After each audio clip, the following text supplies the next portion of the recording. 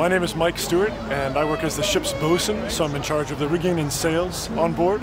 I've been sailing for about 15 years, about 12 years on these types of tall ships, also merchant marine and fishing vessels. But this is a particularly special place for working at sea.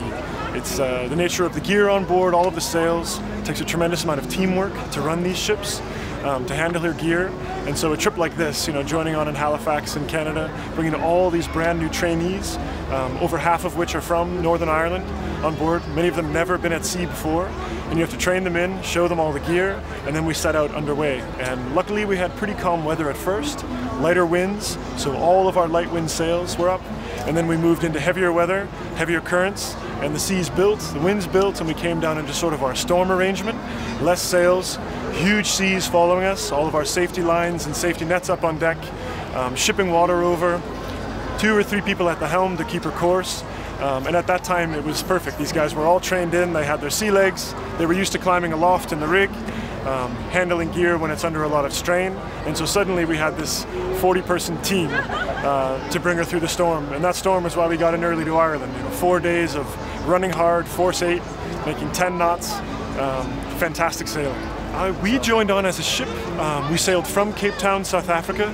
We were coming up from our Antarctic trips, so we'd done the austral summer, our winter up here down in Antarctica, sailed on to Africa, and then we joined the race in Bermuda. And that's when all the ships met up and we sailed on from there. On to Charleston, up to Boston, Halifax, and then across. Belfast for me is my first time in the city. The ship has been here before, I believe, some years ago. But it was described to me as being similar to Halifax in size, also very much a maritime center, shipbuilding, commercial work, fishing. But we are really impressed with the layout. It's really cozy, the way the ships are all tucked in here. Clearly the city has put a tremendous amount into the festival, and it's where the Titanic was built. It's a shipbuilding maritime city center. And so just by talking to the public who are coming on board, it's an educated public. We're getting asked questions which we're not normally getting asked. Typically you get funny questions like, is this boat real? Or silly things like that. People here are asking about her gear and her sails and the strength of her lines and things which show that this town is a pretty salty town. I think it's spectacular for a city. For one thing, it creates this wonderful festival environment, and so musicians can come out, any people who are selling crafts or wares.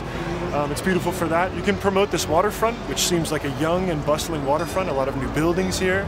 Certainly a city planning, which is clearly growing. And so I think this, for one thing, it's how this harbour probably did look for many hundreds of years. Ships coming in and out under sail with masts like this, filling the horizon. There's a beauty of the history of that, but also in a modern sense, it brings a huge bunch of people down here. For the youth, it exposes an amazing way to diversify your education. This is a beautiful place to come out and work hard and learn a lot and meet good people. And the 16 that we had from Northern Ireland were spectacular crew for us. So anyone who's out there in Ireland who wants to sail, come down and join these ships, and we'll take you out with us.